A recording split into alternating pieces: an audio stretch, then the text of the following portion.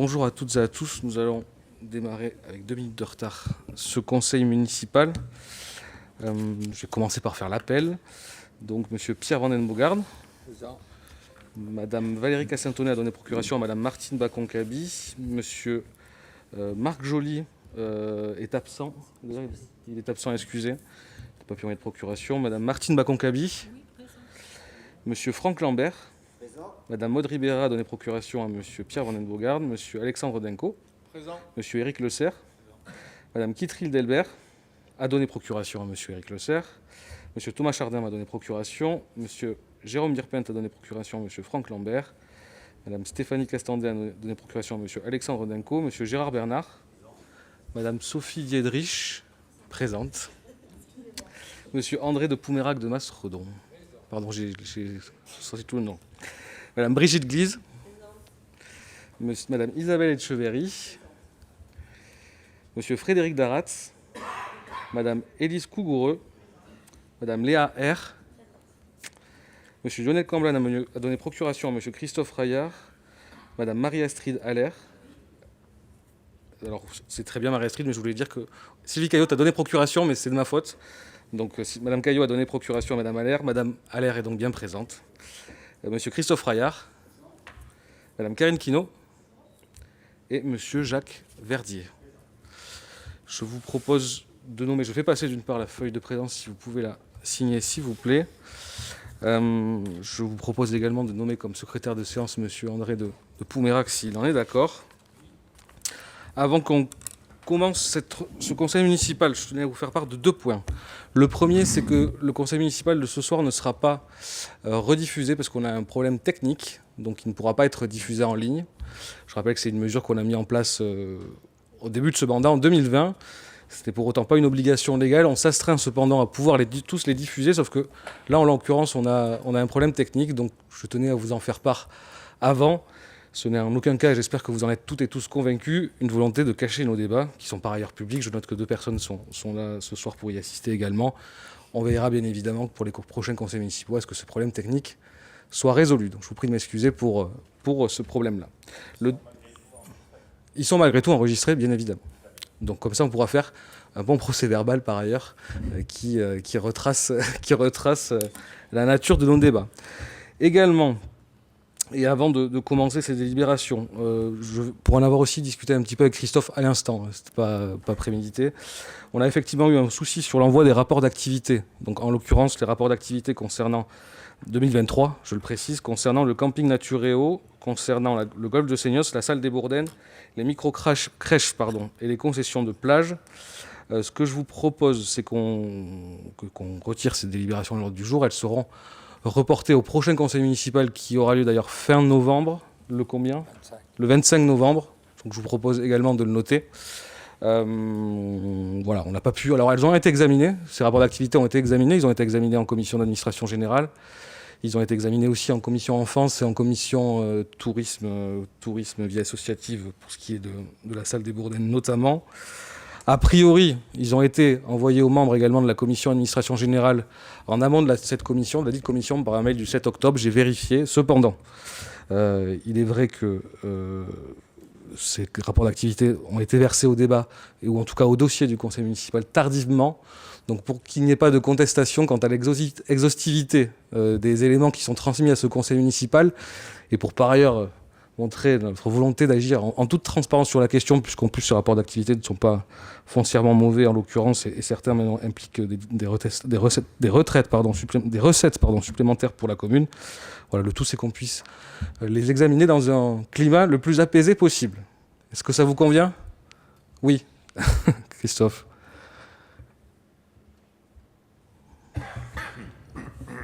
Oui, moi je veux dire un petit mot. J'ai pas de doute sur la transparence. Oui. C'est pas la transparence.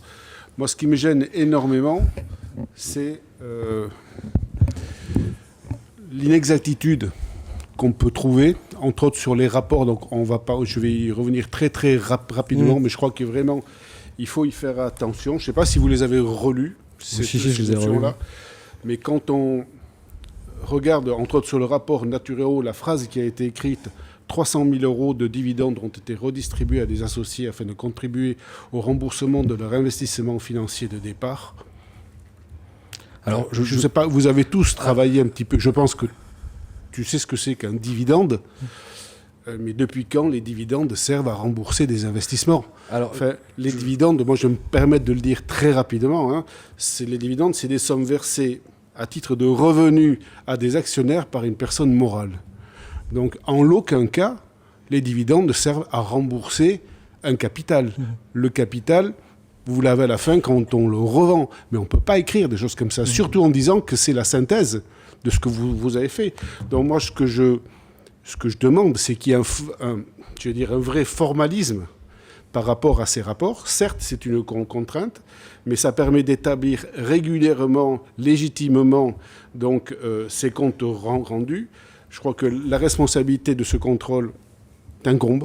Donc, on a déjà eu un rapport en juin concernant le mois de mai du compte rendu qui était totalement... En juin du mois de mai? Oui, c'était au conseil municipal du mois de juin, on a eu à approuver le rapport du mois de mai, et c'est là où j'avais fait une sortie en disant le procès verbal, tu veux dire? Oui, le procès verbal, oui. D'accord. Le compte rendu, le procès verbal, oui.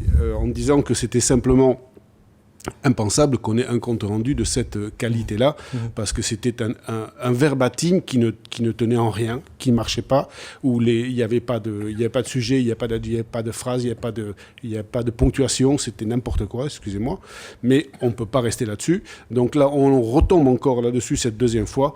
Donc je demande qu'il y ait un vrai formalisme, une vraie relecture. Tout le monde s'en portera beaucoup mieux et on aura beaucoup moins de choses à redire. Je pense, alors en l'occurrence, je vois que tu as noté une phrase qui effectivement était dans le rapport de synthèse de Naturéo.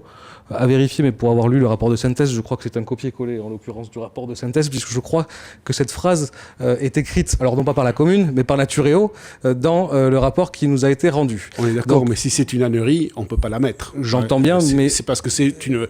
Il n'y a pas d'autre mot, c'est une ânnerie, quoi. C'est une ineptie. J'entends bien, enfin en l'occurrence, je ne suis pas, et nous ne sommes pas d'ailleurs responsables ici, du rapport d'activité, enfin en tout cas des mentions qui sont apportées au rapport d'activité.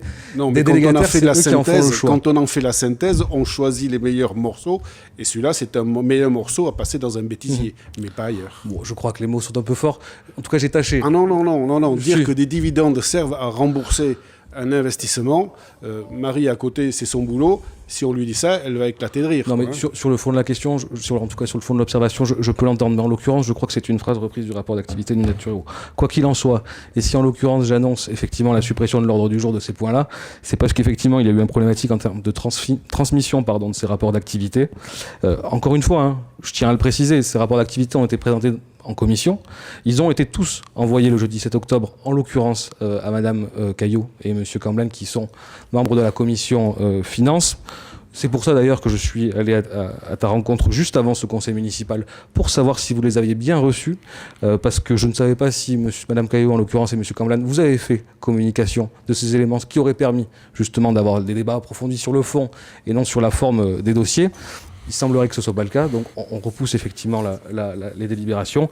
Et s'il y a des choses à préciser ou améliorer quant aux synthèses qui sont réalisées, nous le ferons bien évidemment. Merci.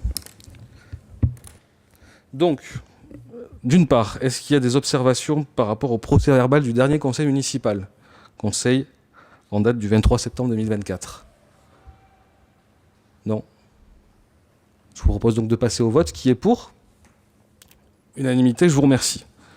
Et je remercie par ailleurs le travail des services et de Perrine qui veillent désormais à ce que ces procès-verbaux soient retranscrits le plus fidèlement possible. Délibération numéro 1, il s'agit du DSP concernant nos crèches et concernant le principe de dégestion, en l'occurrence une délégation de service public, pour la prochaine DSP qui, je le rappelle, doit commencer au 1er août prochain. On a d'ailleurs évoqué lors du dernier conseil municipal un avenant, puisqu'initialement ces DSP terminaient en janvier 2025. Donc on a, pour pouvoir nous organiser, et notamment organiser les travaux qui auront lieu au sein de la DSP, de la microcrèche des Rayons de Soleil, nous avions prolongé lors du précédent conseil municipal par avenant leur durée jusqu'en juillet. L'idée, c'est de voter le principe de gestion à partir du 1er août 2025. Franck, je te laisse la parole.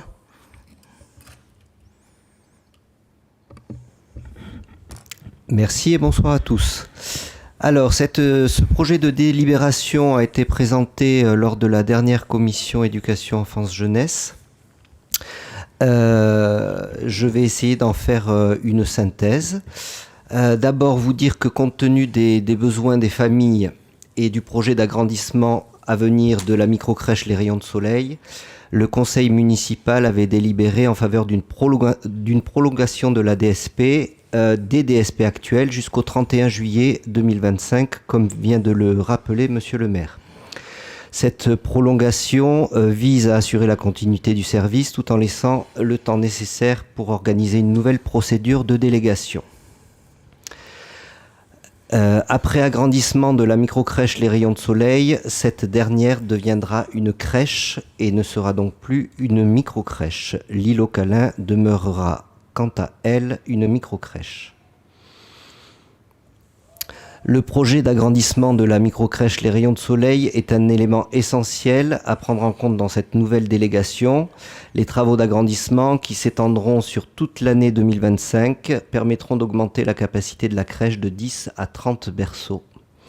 Pendant cette période, les enfants seront relogés dans les locaux du périscolaire de l'école du Grand Chêne, assurant ainsi une continuité de l'accueil dans des conditions meilleures que s'ils étaient restés à proximité immédiate des travaux à venir. Cette nouvelle délibération qui vous est proposée permettra d'approuver le principe d'une délégation de service public unique pour les deux établissements d'accueil de jeunes enfants, donc l'île aux Câlins et les Rayons de Soleil, ainsi que les modalités d'exécution du contrat dans le cadre de la prestation de service unique de la CAF. Elle permet également d'approuver les caractéristiques des prestations que doit assurer le délégataire. Alors je n'ai pas relisté toutes les caractéristiques, mais vous les avez reçues. Étant entendu évidemment qu'il appartiendra ultérieurement à monsieur le maire d'en négocier les conditions précises. Autoriser également monsieur le maire à ouvrir la procédure de mise en concurrence, préciser que la commission de délégation de service public sera celle qui avait été élue par le conseil municipal de décembre 2023, et enfin d'autoriser monsieur le maire à signer tout document relatif à la présente délégation de service public. Avez-vous des questions? Y a-t-il des questions concernant ce vote de principe sur la gestion à venir de nos crèches? Oui, Karine. Donc on a bien appréhendé ce que vous avez précisé. Ce qui est important, la taille de la crèche qui impacte la superficie par enfant. Et ce qu'il y a avec tous les enjeux qui se négocient en ce moment, notamment avec les budgets alloués, la projection de ce qui avait été réfléchi en amont, par rapport aux espaces avec la variation, si par exemple vous partez sur une DSP de 5 ans, s'il y a moins de berceaux, est-ce que vous avez déjà des projets qui puissent se greffer pour, on va dire, valoriser le prix que ça va engendrer sur la taille de la crèche?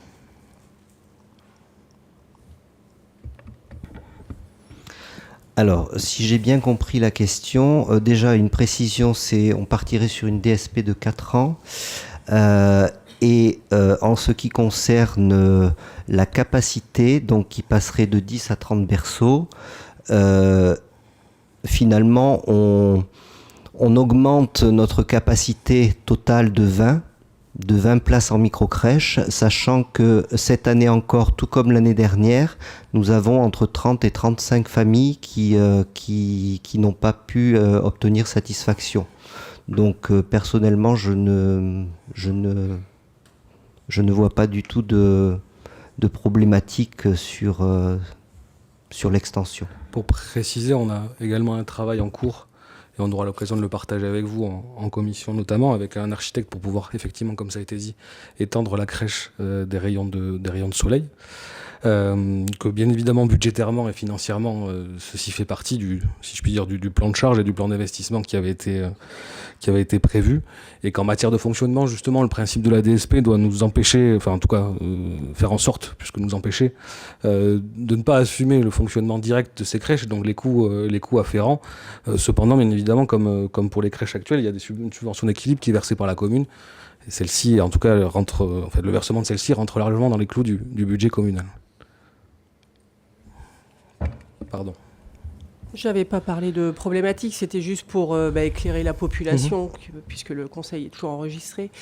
C'est-à-dire que le coût est impactant, hein, quand on passe d'une micro-crèche, vu l'espace alloué par la réglementation. C'est effectivement dans le flux, parce qu'il y a 35 demandes aujourd'hui, mais dans 3-4 ans, est-ce que vous pilotez ceci et justement, est-ce que vous avez des projets innovants qui puissent, aujourd'hui, les crèches, avec la variabilité du nombre de berceaux sur 2-3 ans, sont en capacité d'allouer des espaces qui peuvent être suffisamment agiles.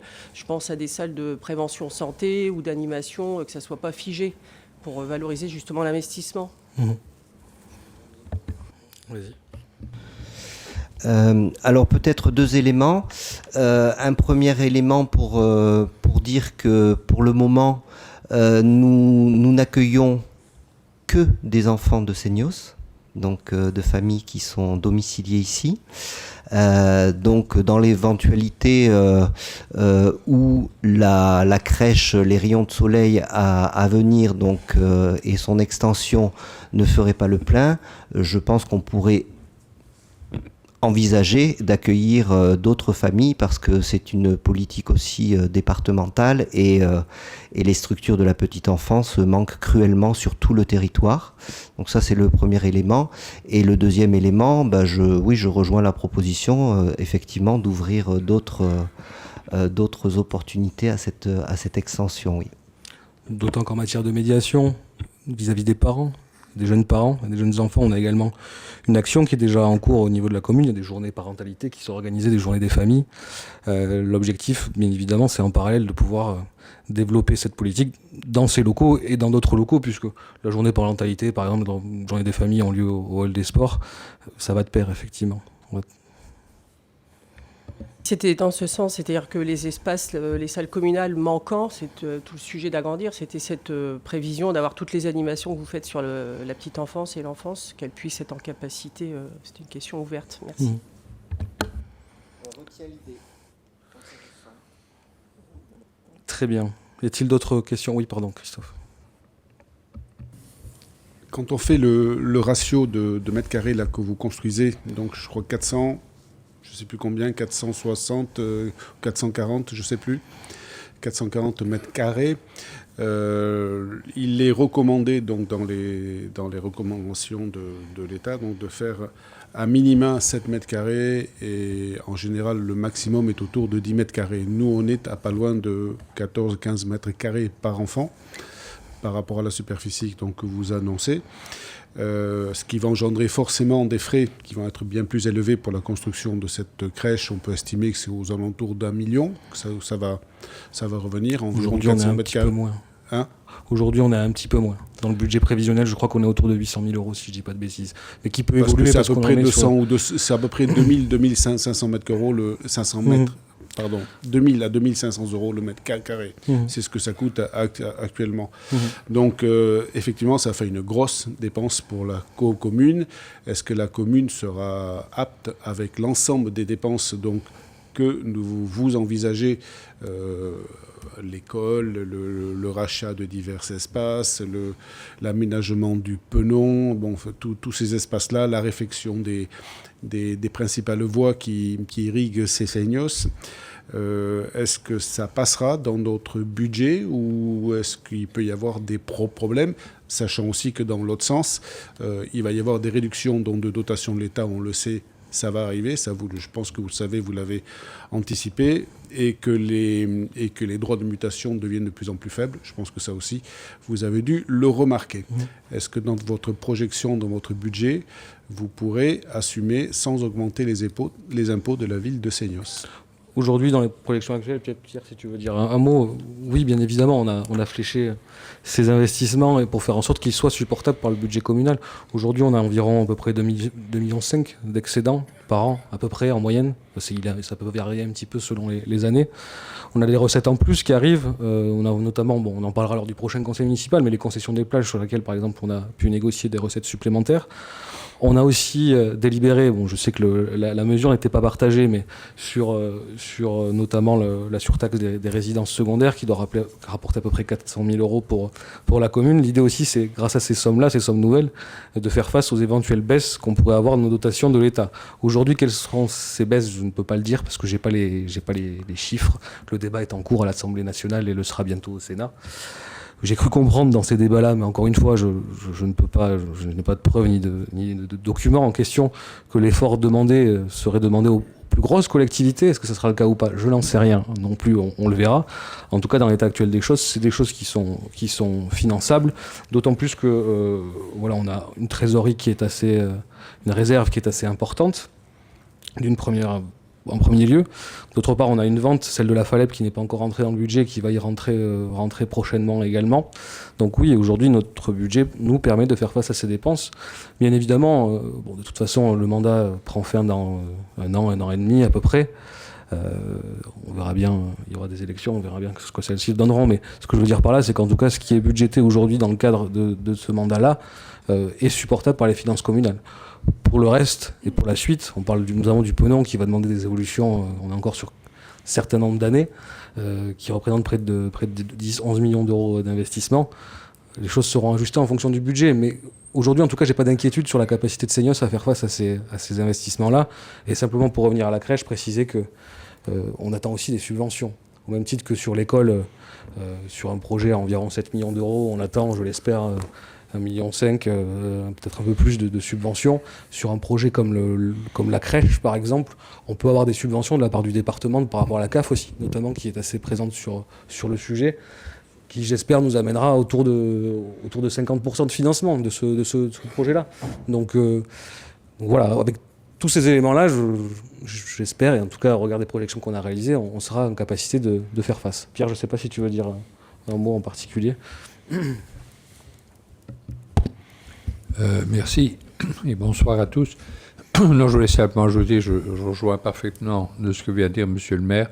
Je tiens à vous dire aussi qu'on aura une séance sur les documents d'orientation budgétaire. Je vois que c'est prévu pour le Conseil du 25 janvier et vous aurez un tableau détaillé comme dans le passé qui retrace chacun des grands postes d'investissement que vous avez cités et la capacité de la collectivité à faire face à ce programme d'investissement. Il est bien prévu. Merci.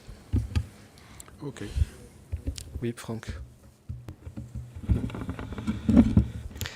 Juste un petit complément par rapport à ton intervention, Christophe. Effectivement, on est au-delà des mètres carrés que nécessiterait l'aménagement d'une crèche.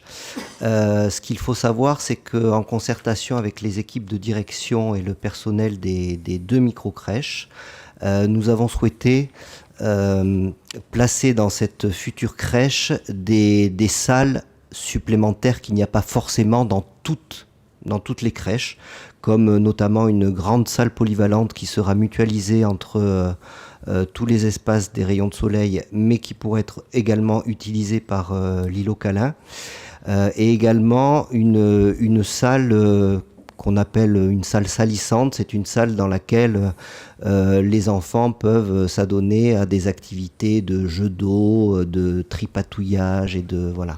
Et ça, on le trouve dans, somme toute, pas mal de crèches. C'est ce qui augmente en fait un petit peu la capacité initiale. Les mètres carrés. Oui. Ça rejoint un peu ce que disait Karine par ailleurs auparavant. D'autres questions? Non, je vous propose... Oui. Il y avait eu le cas il y a quelques mois, et c'est sur certains métiers dans ce domaine, la direction, puisqu'il y avait eu quand même un petit bout de temps consacré au recrutement d'une directrice. Il est vrai que quand on est en DSP, on a moins la main sur le recrutement. Dans cette double DSP, vous pensez avoir une direction conjointe ou non? Toujours 2 différentes? Par contre, il pourrait y avoir une gestion commune parce que pour le coup, dans la DSP, il y aura, les 2 crèches, la micro-crèche et la nouvelle crèche seront dans la même DSP. Pour autant, on voudra un responsable quand même par crèche pour assurer un bon suivi, d'une part de son fonctionnement, des relations avec les parents notamment, et un interlocuteur qui soit visible régulièrement sur le site. Je vous propose donc de passer au vote sur ce principe de DSP qui est pour. Unanimité, je vous remercie. Donc, vous l'aurez compris, les délibérations 2, 3, 4, 5 et 6 sont reportées donc, au prochain conseil municipal. Délibération numéro 7, il s'agit d'une acquisition d'un droit au bail sur le pont Marchand, acquisition auprès de la SARL Seignos Surf Shop. Donc il s'agit de l'avant-dernier, en l'occurrence, alors non pas local, mais fonds de commerce à acquérir sur le pont Marchand. Vous avez, dans la délibération, mentionné notamment le principe du droit au bail, puisque la SARL Seignos Surf Shop, donc, qui est par ailleurs une école de surf que l'on retrouve aussi sur la plage du Penon, avait acquis ce droit au bail à l'époque pour moyennant une somme de 20 000 €. Elle nous a donc, dans le cadre des négociations, fait part de sa volonté de récupérer ces 20 000 € là.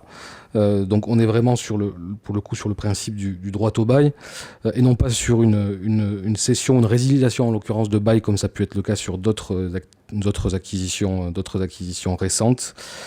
D'autre part, on est sur une activité, ou en tout cas un local sur lequel il y a très peu de chiffre d'affaires, puisque l'essentiel du chiffre d'affaires est réalisé sur la concession qui se trouve sur la plage du Penon. On peut comprendre pourquoi.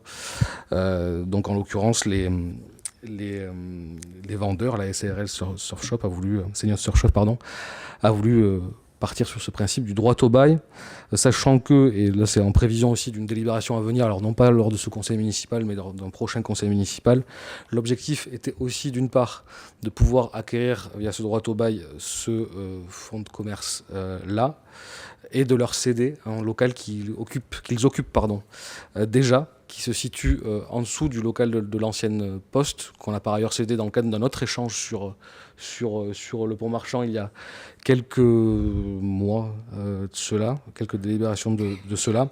Donc ce local, ça reste à vérifier, mais sera probablement cédé pour un montant de 68 000 €, je crois que c'est l'estimation. Tout ça sera précisé dans une délibération ultérieure. Est-ce qu'il y a des questions par rapport à cette acquisition ? Oui, Christophe. Oui, pour vous dire qu'on votera favorablement à cette décision. Cependant, à la lumière de ce rachat, je vais revenir donc sur le rachat précédent. Et je voudrais savoir pour quelles raisons on a acquis donc à hauteur de 115 000 € un droit au bail de l'Esprit des Îles. Commerce est situé en face du surf shop, donc ils sont en face, à surface quasi équivalente. Sachant que la valeur d'un droit au bail ne se définit pas par son chiffre d'affaires, mais il se définit par sa localisation, par la valeur du loyer et par la durée du bail. Donc, je suis assez mal à l'aise donc, avec ce sujet-là, et je ne vois pas comment on peut justifier cette différence. D'une part parce que je m'attendais bien évidemment à cette question, c'est pour ça que je l'ai un petit peu anticipé. On n'est pas du tout sur la même chose. Monsieur Cambon, notamment lors du conseil, pas le précédent, celui d'avant où on avait évoqué l'acquisition en question, mettait par exemple en avant une estimation qui avait été réalisée à l'époque et qui faisait état de prix beaucoup moins cher. Bon, il faut savoir que cette estimation-là, en l'occurrence, elle ne concernait pas les fonds de commerce, donc fonds de commerce dont on parle pour cette délibération et dont on parlait pour l'ancienne, mais concernait... On parle de droit au bail ou de fonds de commerce ? Alors, c'est pas la même chose. Hein. Sur la précédente délibération, c'était un fonds de commerce, et là, il s'agit bien d'un droit au bail. Non, c'est un droit au bail. Alors, pour être très précis, on est sur deux activités complètement différentes. Si je reprends ce que vous avez marqué dans la précédente délibération, il est écrit « Considérant qu'au terme des négociations, la commune de Seignos et la SASU Vintage Iceland ont convenu de procéder à la résiliation du bail en cours, moyennant le versement par la commune d'une indemnité de résiliation correspondant à la valeur du droit au bail ». Valeur du droit au bail. On ne parle pas de fonds de commerce. Vraiment, le droit au bail appartient au fonds de commerce, mais ce n'est pas la même chose. Il y en a un qui comprend les éléments corporels et incorporels, et l'autre non. Donc, on est vraiment dans deux choses bien différentes. Tout simplement parce que les deux éléments demandés à l'époque et par les différents vendeurs sont différents. Les droits au bail étaient différents. Les estimations, par ailleurs, de fonds de commerce qui pouvaient justifier également des indemnités afférentes étaient différents également. On n'est pas du tout sur le même type d'activité. On est sur la première, en tout cas la délibération précédente, une activité qui est une boutique où on vend des objets qui, par ailleurs, n'existaient pas d'ailleurs au moment de l'estimation qu'évoquait monsieur Camblan, et que par ailleurs, au gré des négociations qui ont été réalisées, les vendeurs n'en demandaient pas la même chose. Donc on a effectivement eu différentes négociations. En l'occurrence, cette négociation qui a porté sur ce local-là atteint 20 000 euros. Je tiens à préciser que par rapport à la délibération, enfin en tout cas l'acquisition précédente, on n'a pas par compensation, alors même quand même il l'achète, un autre local qui serait mis à disposition de l'autre vendeur. Finalement, on se retrouve un petit peu sur en tout cas avoir valorisé différemment des activités qui sont complètement différentes et dont les droits au bail étaient complètement différents. D'où la différence. Moi, je suis désolé, la réponse, elle ne me satisfait pas. Je m'en doute, parce qu'elle ne satisfaisait pas avant non plus. Je suis très mal à l'aise avec cette décision. Et alors celle-là, je ne suis pas mal à l'aise du tout, parce qu'à mon avis, ça correspond.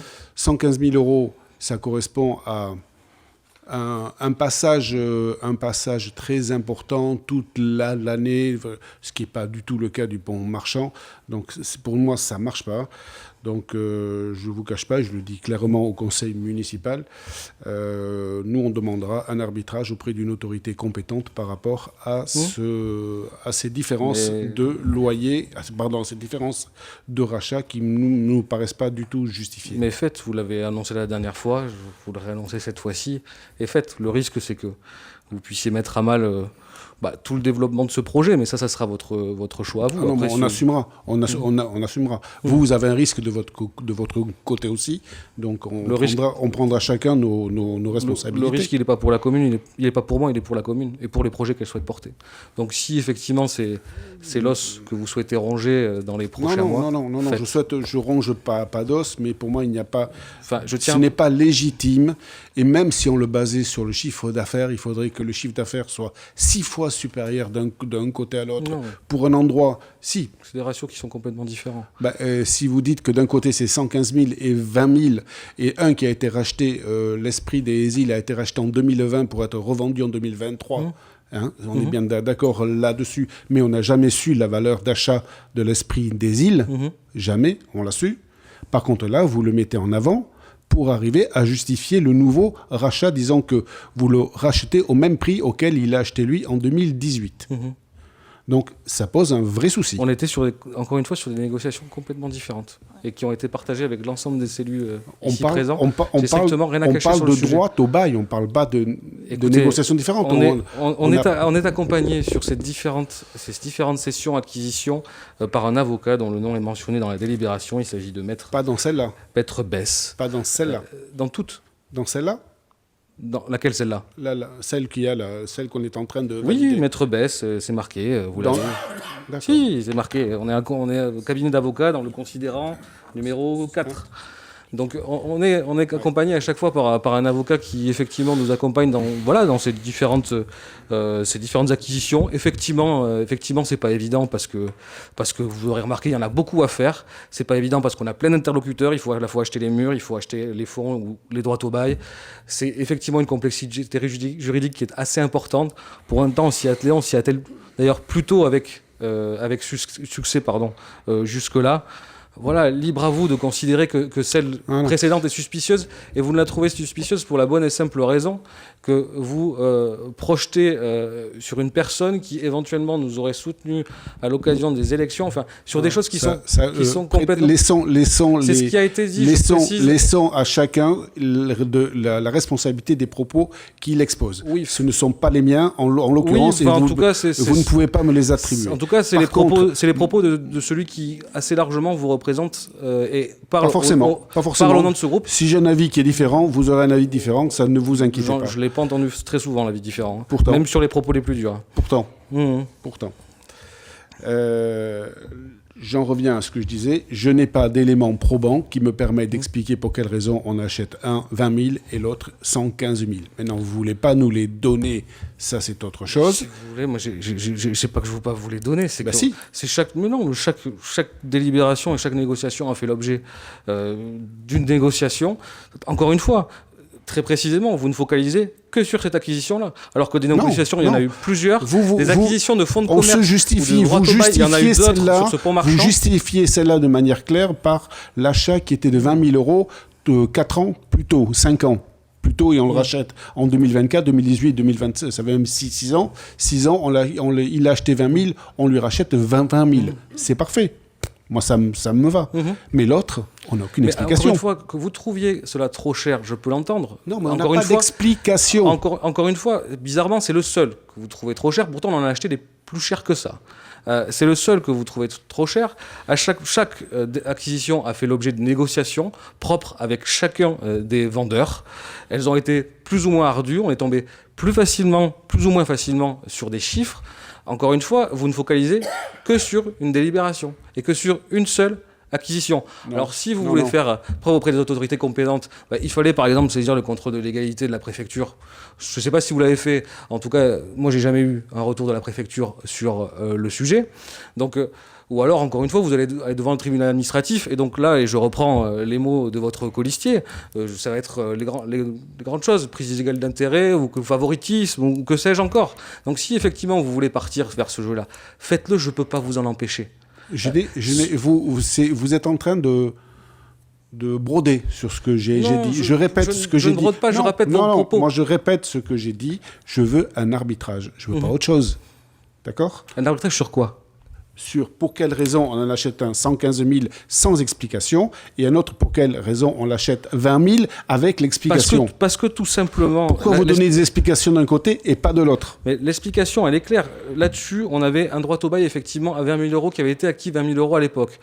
Au gré des négociations... Donc vous êtes basé là-dessus. De l'autre côté, combien il a acheté ? Il a acheté plus cher. Combien ? Je crois qu'on était autour de 70 ou 80 000 euros en l'occurrence. Et après, effectivement, il y a eu des négociations dans le cadre de résiliation de bail. Et quand on a une résiliation d'un bail, en l'occurrence, eh bien, effectivement, on peut avoir des indemnités annexes. Et en l'occurrence, quand on fait une négociation avec quelqu'un, ces indemnités annexes, soit elles sont demandées, soit elles ne le sont pas. Donc, soit effectivement, il faut monter un peu plus cher pour obtenir gain de cause et obtenir un bien, soit effectivement, on trouve rapidement un accord. C'est ce qui a été fait là-dessus. La résiliation, elle n'a rien à voir. C'est une fois qu'on a acheté le droit au bail, on le résilie. Mais c'est pas dans la même opération. Encore une fois, dans le cadre d'une résiliation, on peut demander des indemnités. Chacun le fait ou non. Et nous, en fonction de ces négociations-là, vous leur avez pas tordu le bras pour faire cette résiliation. Non, je leur ai pas tordu le bras, mais on s'est mis d'accord sur un prix.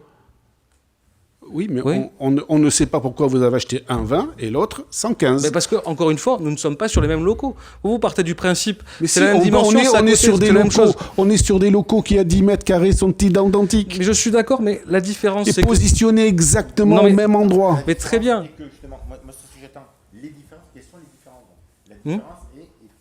Mais la différence, c'est simplement le cadre de la négociation. Dans le cadre d'une négociation, parce que c'est une négociation amiable, je le rappelle, on arrive à un prix. On y arrive plus ou moins facilement. Et on part pas... Et en plus... Et en l'occurrence, puisqu'on parle de droit au bail, on ne parle pas du même point de départ dans la négociation et de même droit au bail, parce que l'histoire a fait que sur ces différentes sessions, ils n'avaient pas la même valeur. Et ça, je n'y suis pour rien. Oui, Marie-Astrid.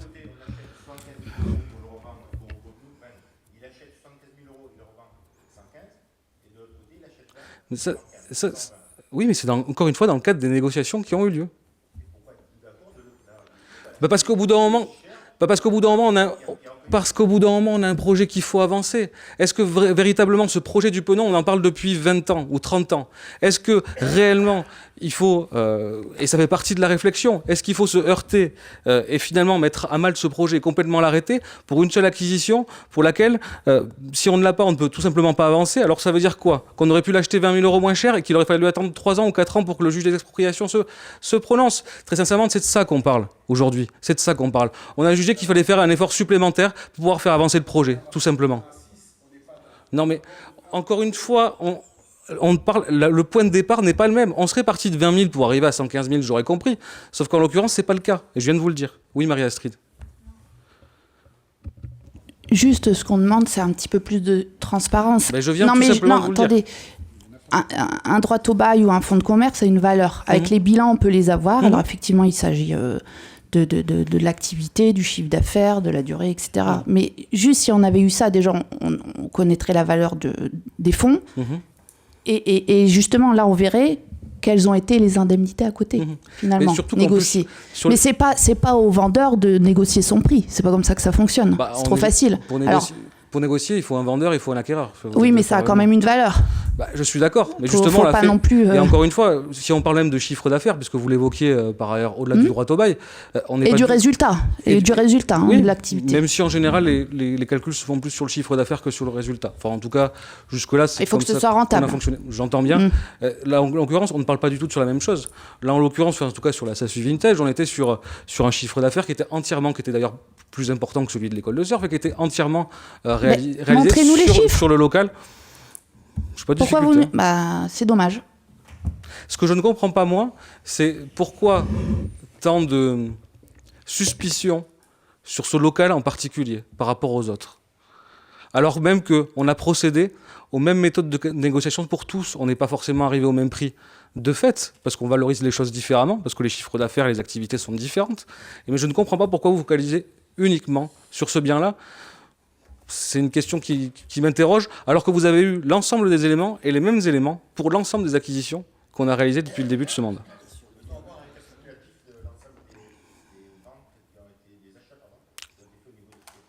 Comment ? Mais vous reprenez toutes les délibérations, vous les avez. Bah oui, alors si vous voulez, on peut vous les renvoyer si vous voulez.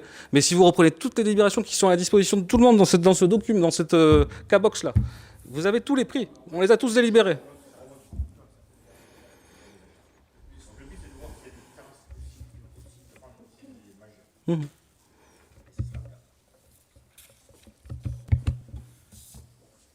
Pardon. Oui, si vous voulez savoir exactement ce qui peut élever notre suspicion, c'est comment, en plein Covid, quelqu'un peut acheter un droit au bail de 60 et quelques mille euros, puisque vous avez dit que c'était ce montant-là, sachant déjà en 2020 que tous ces travaux sur le pont Marchand et tout ce désir de vente étaient connus et qu'il allait devoir le revendre peu de temps après. Alors, c'est un drôle de business quand même. Si vous voulez avoir quelque chose qui éveille, moi, ma suspicion, c'est celle-là. Alors, je ne dis pas qu'il y a connivence entre vous et ce monsieur, mais je dis simplement que... Non, moi, je n'ai jamais dit ça. Non, mais... Donc, ce que je dis clairement et qui me gêne terriblement, c'est que, en fait, ce monsieur a fait du business sur le dos de la commune et avec notre aval. Attendez...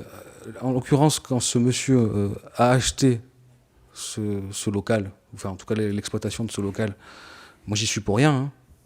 Enfin, je veux dire, la commune n'était pas propriétaire de ce local-là. Donc je veux dire, au bout d'un moment, le prix où il a acheté... Pour quelle raison on ne l'a pas racheté nous en 2020 ? Parce qu'on n'a pas pu, parce que les négociations étaient déjà avancées, parce que... vous avez le droit de préemption, rien ne vous en empêche. Sur les fonds de commerce, c'est plus compliqué déjà. Oui, mais vous aviez le droit. Et au lieu de le payer 115, on l'aurait payé 60. À la rigueur, je veux bien plaider l'erreur de ne pas avoir préempté à l'époque. Sauf qu'en l'occurrence, les acquéreurs sont libres de vendre à qui ils veulent. Et les vendeurs, pardon. Et d'autre part, une préemption, c'est bien. Sauf que si le vendeur voit la préemption, et d'ailleurs ça a été le cas de ce local, là je parle des murs, en l'occurrence, puisque à l'époque, les propriétaires qui sont différents voulaient vendre aussi les murs. La commune a fait une proposition à l'époque, avant qu'on arrive à une négociation qui a abouti concernant les murs, je crois, aux alentours de 130 000 euros. On l'avait évoqué lors du précédent conseil municipal. On l'a délibéré en conseil municipal d'ailleurs. Oui. De la même manière, on avait posé une préemption. La personne ne souhaitait pas. Elle l'a plus vendue. Parce que la préemption, c'est bien beau, c'est pas un outil miracle. Hein. Non, mais les murs n'ont pas été vendus 300 000 euros, c'était 35 000 euros, je crois. Non. Les murs. Non. Les murs, nous, on les a rachetés 135 000 euros. Ce que je veux dire par là, 130 000 euros, pardon. 130 000 euros. Ça a été délibéré, encore une fois, en conseil municipal avant.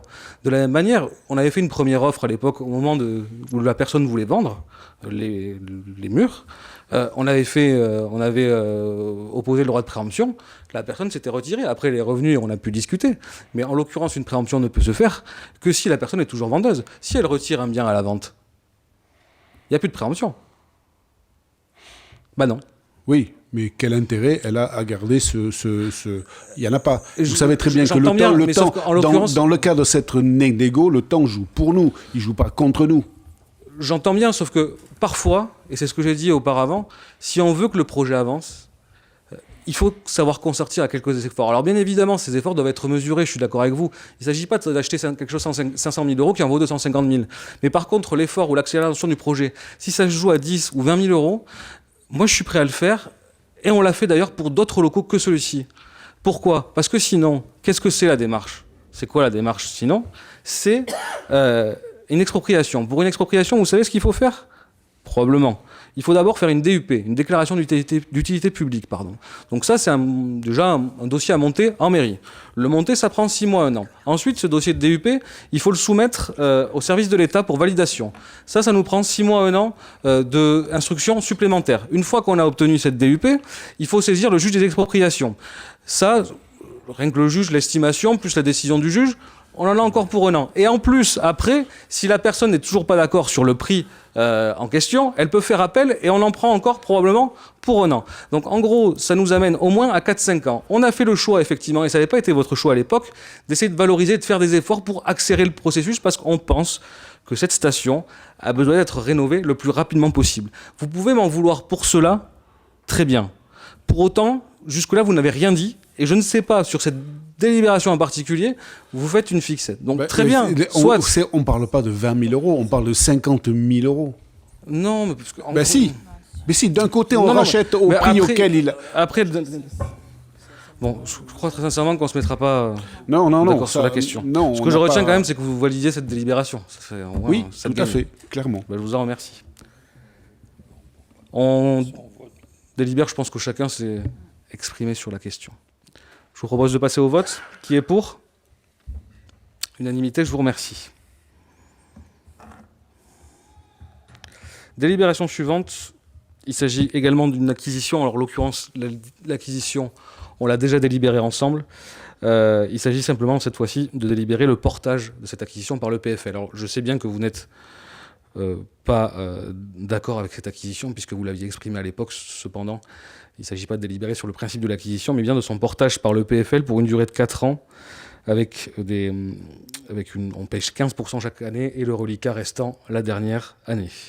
Est-ce qu'il y a des questions par rapport à cette acquisition ? Ou ce portage, du moins, plus que cette acquisition. Oui, donc nous, on était opposés donc, à l'origine à ce projet-là. Donc par conséquent, de manière tout à fait logique, on s'opposera aussi au portage. Très bien. Ça n'aurait pas de sens. Très bien. Je vous propose donc de passer au vote. Qui est contre ? Qui s'abstient ? Qui est pour ? Je vous remercie. Délibération suivante, il s'agit de dénomination de voirie. Donc on a 2 délibérations à ce sujet. La première porte sur le programme Landesa. Donc en l'occurrence, il vous est proposé... Je reprends, je vais y arriver. Donc Landesa, on est sur 4 noms de rues. Alors en l'occurrence, une allée et 3 impasses, pour être très précis. Donc on a voulu sur ce quartier, en tout cas, donner un aspect local, alors à la fois seignossé mais également landais, sur les noms qui ont été attribués à cette rue. Donc il vous est proposé pour l'allée principale de la dénommer Charles Clette, qui est un ancien maire de la commune et qui est par ailleurs également possédé une entreprise sur celle-ci qui était située au niveau du Pouille actuel. Et 3 impasses. L'impasse Edmond Grémont, par le nom qui vous parle peut-être moins, mais qui est celui du fondateur du club de pelote de la commune. Et donc 2 noms qui en l'occurrence sont plus landais que seignossés. Il s'agit de Michel Guérard, donc célèbre chef cuisinier que vous connaissez probablement, et de Félix Arnaudin, qui est alors un personnage historique un peu plus lointain, mais qui en l'occurrence est un ethnographe, romancier, poète, peintre à 16 heures, qui a largement documenté la vie des Landes. Je crois que c'est fin du 19e, début 20e siècle, si je ne dis pas de bêtises. Est-ce qu'il y a des observations par rapport à ces noms ? Non ? Je vous propose donc de passer au vote. Qui est pour ? Unanimité, je vous remercie. Dénomination suivante, délibération et donc dénomination suivante. Il s'agit des voiries du programme immobilier naturel. Donc là, en l'occurrence, le nom étant naturel, on a voulu féminiser un petit peu le nom des rues, puisqu'il s'avère que sur Seignos, du moins c'est celle que j'ai recensée, Je ne sais pas si ce sera un listing exhaustif, mais en l'occurrence, il y avait 2 rues avec des noms de femmes, en l'occurrence. Il s'agissait de Maryse Bastier, qui se situe à proximité de l'école, et de Georges Sand. Donc l'objectif, c'était de féminiser un petit peu, c'est un bien grand mot, mais en tout cas d'avoir un peu plus de noms féminins dans nos rues. Donc on vous propose ces 4 noms. Donc pour la rue principale, Joséphine Baker, donc artiste du XXe siècle qui a été panthéonisée récemment, ainsi que Marguerite Yourcenar, donc qui est une romancière, Adrienne Bolland, une aviatrice, et Florence Artaud, une navigatrice. Est-ce que vous avez des questions par rapport à ces noms? Non? Donc je vous propose de passer au vote. Qui est pour? Unanimité. Je vous remercie. Délibération suivante. Il s'agit de recruter les agents recenseurs. La commune doit procéder à son recensement début 2025. Pour ce faire, elle doit recruter un certain nombre d'agents pour pouvoir réaliser ce recensement. Alors en l'occurrence, nous avons 12 agents les postes seront pourvus par 12 agents en interne qui se sont portés volontaires pour pouvoir réaliser ces recensements. L'objectif de cette délibération, c'est de créer 6 postes, 3 postes en l'occurrence, pour compléter les équipes. Donc on est à 12, l'idée est d'arriver à 15. Et potentiellement 3 autres postes si on était amené à avoir des désistements que je ne peux pas préjuger, mais sait-on jamais, l'idée c'est d'avoir une petite réserve au cas où on ait besoin de recruter quelques personnes en plus pour effectuer ce recensement. Le recensement aura lieu normalement début d'année prochaine. On aura probablement les résultats, en tout cas les résultats seront publiés par l'INSEE l'année suivante. Est-ce que vous avez des questions par rapport à ces recrutements? Oui. Par rapport au recrutement, justement, vous avez une dotation évaluée par l'INSEE? Alors elle est mentionnée. Alors le montant total n'est pas mentionné, mais on a le ratio qui est dans la délibération, je crois. Perrine, si vous pouvez nous éclairer sur le montant exact. Alors on connaîtra le montant définitif qu'à l'issue du recensement, parce qu'en fait ce montant est calculé au nombre de logements recensés. C'est ça. En 2023, on devrait être à peu près à 1,30 € par agent recensé. Et ensuite, il y a aussi une dotation qui sera versée en fonction du nombre de logements. Nous pourrons définir le nombre d'habitants dans ce logement. Et là encore, selon cette estimation de l'habitant, il sera versé 1,70 €, me semble-t-il, de mémoire par logement. L'idée étant de nous inciter à recenser au mieux le nombre de personnes par logement. On connaît le ratio justement, mais c'était pour savoir si vous aviez une prévision, vu l'augmentation de la démographie à Seignos, si vous aviez une prévision déjà de... Alors, on a un coût estimé des dépenses pour faire le recensement à environ 18 000 € pour la commune, et peu ou prou devrait être réservé par la dotation de l'INSEE. Et de fait, pour le management des ressources humaines, c'est ce que vient d'être précisé par Monsieur le maire, donc 12 plus 3 potentiels. Et on connaît aujourd'hui, avec la dynamique de la commune, les variations sur les profils. Donc c'est vrai comment vous allez gérer le temps? Il y a un coordinateur qui va être identifié. Parce que j'imagine on ne va pas faire passer le temps des agents à les sonner sur des horaires où les personnes travaillent et vice-versa. Et est-ce qu'il y a justement des contrats qui vont aussi spécifier? On connaît les problématiques qui peuvent exister justement sur des personnes vulnérables ou fragiles pour avoir, on va dire, un taux d'efficience sur les taux horaires des agents recrutés. Alors, c'est-à-dire que les agents recrutés sont recrutés sur la base d'un forfait où en fait on inclut à l'intérieur de ce forfait les 2 demi-journées de formation obligatoire. On y inclut également la tournée de reconnaissance qui doit être réalisée donc entre ces 2 tournées de reconnaissance.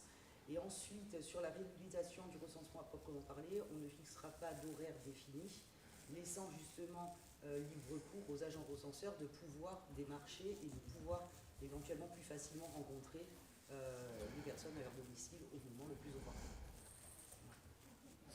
Sachant qu'il y a aussi une élue coordinatrice qui n'est pas là ce soir, il s'agit de Maud Ribera, et qui a par ailleurs assisté récemment à une réunion à Pontonx, où l'INSEE réunissait l'ensemble des responsables des communes recensées sur le territoire landais pour l'année prochaine. Effectivement, il y avait eu des soucis qui sont remontés avec tout ce qui concerne le RGPD et les personnes vulnérables pour identifier des habitudes où on sait toutes ces fameuses boîtes à clés, etc. Donc c'était important de le préciser. Y a-t-il d'autres questions sur cette délibération, observation? Oui, Christophe. Oui, donc les 12 agents communaux qui vont procéder donc à ce recensement le feront dans le cadre de leur temps de travail normal ou dans le cadre d'heures supplémentaires. Ouais. Et ils ont une rémunération supplémentaire. Donc, mais ce n'est pas des heures supplémentaires. Non. C'est une rémunération qui est liée à cette mission. C'est une indemnité vis-à-vis de leur activité. Pour être tout à fait transparent, on était à 900 €. Pour la mission qui dure un mois. Ça dure à peu près un mois, je crois. Ok, voilà. Merci. Donc c'est pas des heures supplémentaires, c'est une indemnité propre à cette mission. S'il n'y a pas d'autres questions, je vous propose de passer au vote. Qui est pour? Unanimité, je vous remercie. Ensuite, on a 2 conventions de fonctionnement. Alors non, une convention de fonctionnement, pardon, pour la Fourrière. Puisque, comme vous le savez, nous sommes adhérents du syndicat Bière Poulet, qui gère pour un ensemble de communes, notamment le gardiennage d'un ensemble, enfin des animaux qui sont récupérés sur la commune, des animaux abandonnés ou perdus. Et en l'occurrence, le syndicat a délibéré sur une nouvelle convention qui nous est proposée de ratifier concernant justement l'organisation de ce service. Est-ce que vous avez des questions par rapport à cette convention? Pas des questions, mais des idées, parce que c'est vrai que depuis quelques années, on voit, alors, il y a différentes situations selon les saisons, mais il est vrai qu'ayant eu l'occasion vraiment de les contacter, de travailler avec eux sur des chiens ou autres perdus, ils sont réceptifs, mais il y a des horaires où on sait que c'est difficile. Et il y a aussi aujourd'hui des applis qui permettent aux citoyens d'être connectés entre eux. Et je ne sais pas si ça peut être inséré à la convention que vous puissiez communiquer sur ces applis qui finalement, dans les moments où la fourrière, entre guillemets, le chenil est fermé, ça peut aussi mettre en lien, s'il peut y avoir, comme il y a des permanences pour les élus, cette précision, parce qu'on sait que quelquefois... ça peut changer vraiment les choses. Après, c'est vrai qu'ils sont vraiment engagés et ils réagissent très vite, mais c'est vrai qu'à partir d'un certain horaire, on ne peut plus les joindre. Et c'est vrai que l'appli, dans ce cas-là, prend le relais, mais je ne sais pas si on peut l'insérer dans la convention. Alors, l'insérer dans la convention, je ne sais pas, parce que cette convention a été vue au niveau intercommunal, du syndicat avec l'ensemble des communes. Pour autant, il est vrai qu'il y a certaines communes s'en sont plaintes. Je crois qu'on a délibéré assez récemment, c'était peut-être en début d'année ou premier semestre, sur le retrait, par exemple, de la commune de Tarnos, parce qu'elle jugeait que ce service était insatisfaisant. Je ne sais pas si elle trouvera mieux ailleurs, en tout cas, c'est son choix. Par contre, ce qui pourrait être intéressant éventuellement, c'est de soumettre cette idée pour que cette application, si elle doit l'être, puisse être déployée à l'échelle du syndicat. Parce que je ne suis pas sûr que le syndicat, en tout cas là je ne parle pas des élus, mais je parle plus de son directeur et de son fonctionnement, accepte qu'une seule commune fasse appel à un service alors que les autres non, ce qui pourrait engendrer des difficultés de gestion. Donc c'est un point qu'on pourra soumettre lors de la prochaine assemblée générale, du prochain conseil syndical, du syndicat de Bière Poulet. Mais c'est pas évident, c'est sûr. Le cas de personnes qui sont très attachées à la réactivité, même, rien que pour éviter un accident sur la route, si on prend le cas de la route des Roseaux, quand ça arrive, et ça peut même être parfois des chiens de chasse, et il est vrai que sur des horaires, du fait, on est coincé, des personnes qui veulent bien garder l'animal se retrouvent vraiment dans l'obligation voilà, c'est tout bête, mais il peut y avoir, je pense, des ambassadeurs... Dans ces situations d'urgence, il y a beaucoup de bénévoles sur la commune pour les chiens surtout, et on peut trouver des personnes qui soient relais sur cette temporisation d'horaire entre 20h et 8h du matin.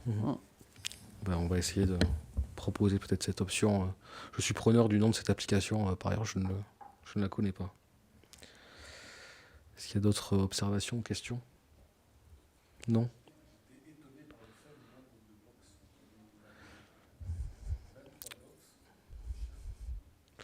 C'est... Non, alors après, de façon générale, je pense que sur ce syndicat, mais ça c'est une réflexion j'imagine le conseil syndical doit mener. Je crois que c'est Maud Ribera qui est représentante de la commune au sein de ce syndicat. Peut-être que se pose aussi une question de moyens, mais pour le coup, il faut que chacun et ce collectivement, on accepte peut-être d'y mettre un peu plus de moyens.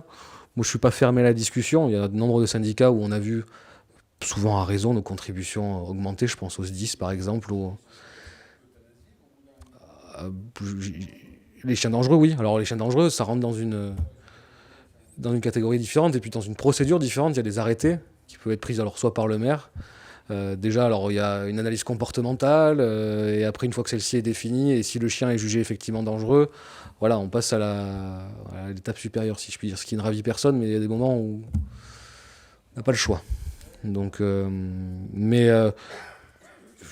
la question qui peut se poser effectivement, c'est voilà, est-ce que chaque commune adhérente souhaite y mettre un peu plus de moyens ou pas? Aujourd'hui, en tout cas collectivement, je n'ai pas l'impression qu'on ait abouti à une réflexion et à un renforcement en tout cas de ce service. Cette convention a simplement pour objectif peut-être de, si ce n'est rationaliser, en tout cas clarifier le fonctionnement de celle-ci.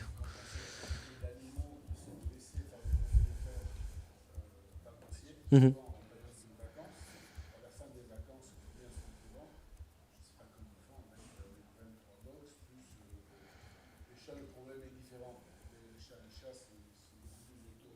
Mmh.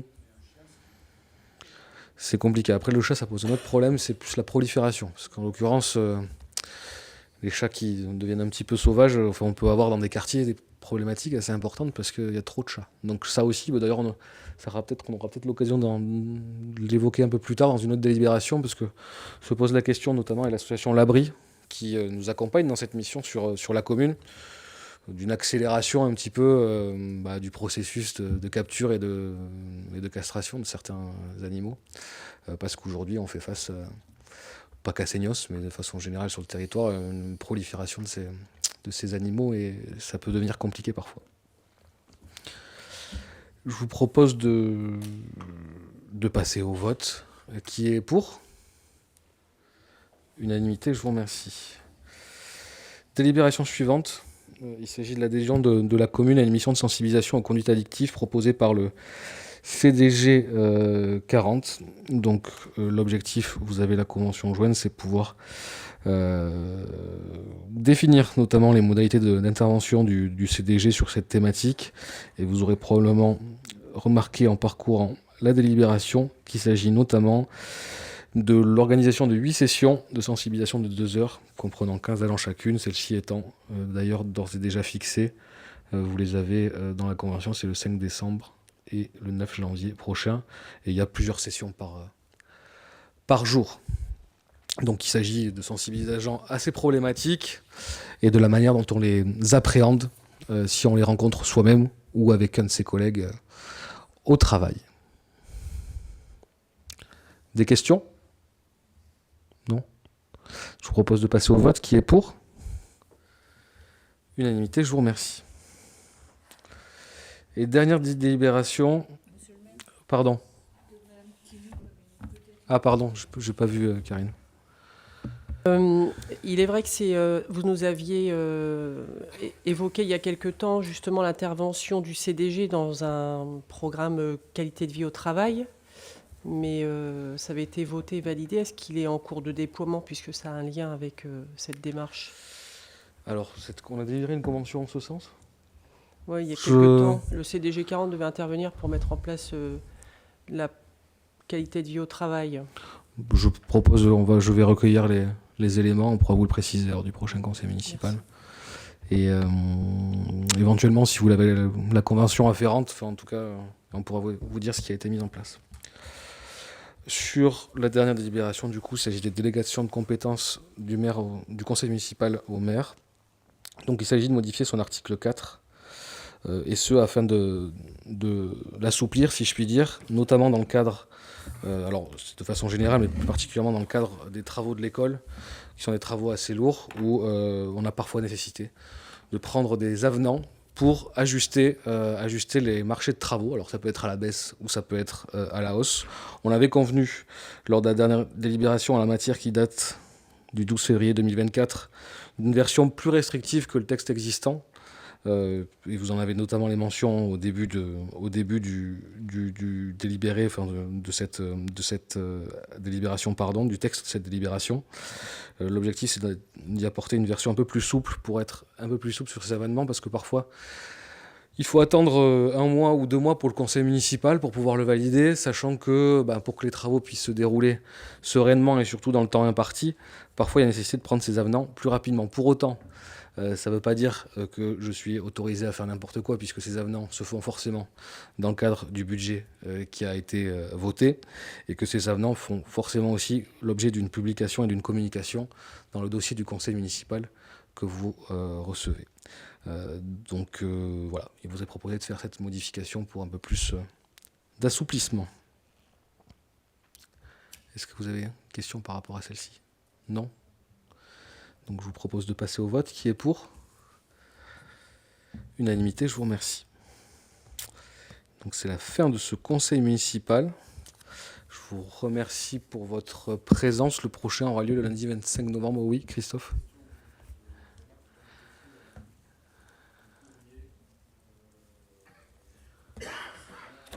Tu peux allumer ton micro, s'il te plaît? Oui, j'ai écrit un courrier concernant l'attribution de la méthode, donc ce qui devait faire partie des communications, mais que nous n'avons pas donc mis à l'ordre du jour. Donc concernant la maîtrise d'œuvre des 2 terrains de paddle, j'ai envoyé un courrier donc à ton attention, faisant état des 2 devis, donc très récents par une boîte qui fait partie des leaders du marché paddle en France. Donc les 2 devis s'élevaient approximativement, je crois que c'était on était à 56 000 euros le paddle. Donc multiplié par 2, on était à 112 000 euros. Donc j'ai eu une réponse donc, de votre DGS qui m'a dit que les devis que vous aviez étaient à peu près identiques, à peu de choses près, qu'il y avait juste un petit problème peut-être d'installation électrique qui faisait une différence, avec un problème d'accès qui était différent aussi. On avait une différence qui était de 4 000 euros. Donc, ce que je voulais bien mettre à jour et clairement, c'est que le coût de la couverture de ce paddle, ça va être 317 000 euros. Alors, en l'occurrence, concernant le projet du paddle, on a lancé une nouvelle maîtrise d'œuvre, c'est l'objet de la communication qui est dans le... Oui, tout à fait, qui s'est levé à 8,3%, soit 33 200 euros. C'est ça, et donc l'objectif c'est justement de pouvoir remodeler ce projet, alors d'une part concernant le lieu, puisqu'on avait des problématiques de sol, je crois qu'on avait déjà évoqué lors de ce conseil municipal. Un problème de sol et de voisinage. De sol et de voisinage, le voisinage par rapport à la réserve. Oui, effectivement, la proximité de la réserve avec les difficultés que ça peut engendrer en matière de bruit et aussi de lumière. Donc justement, l'idée c'est de reconfigurer sur le projet à la place d'un des tennis existants sur cette partie-là. Donc non, pas là, là-bas. Là-bas. Parce que la problématique du sol, en fait, on la retrouve de l'autre côté du tennis aussi, puisque l'ancien bourrier qu'on avait évoqué, a priori, ça longeait le long de la réserve. Donc du coup, on aura quand même l'occasion de faire le point en commission là-dessus. On a refondu un peu le projet avec potentiellement quelque chose de plus neutre et modeste en termes de couverture. D'autant plus que au niveau de la production, on va pouvoir optimiser et augmenter la production au niveau de ce qui pourrait être produit sur la toiture de la nouvelle école. Donc, ce qui nous permet de faire la bascule, du moins en termes de production, d'avoir une production qui soit relativement similaire. Et après, par rapport à la couverture, ici, elle sera donc du coup plus légère. L'idée étant pour le coup d'avoir une couverture qui soit confortable pour l'usage et non pas pour supporter des panneaux. Donc, on aura l'occasion de refaire un point financier à ce sujet. Ok, merci. S'il n'y a pas d'autres questions ou observations, je vous remercie pour votre présence et vous souhaite une bonne soirée. Prochain conseil, donc vous l'aurez noté, le lundi 25 novembre à 19h, ici même. Je vous remercie.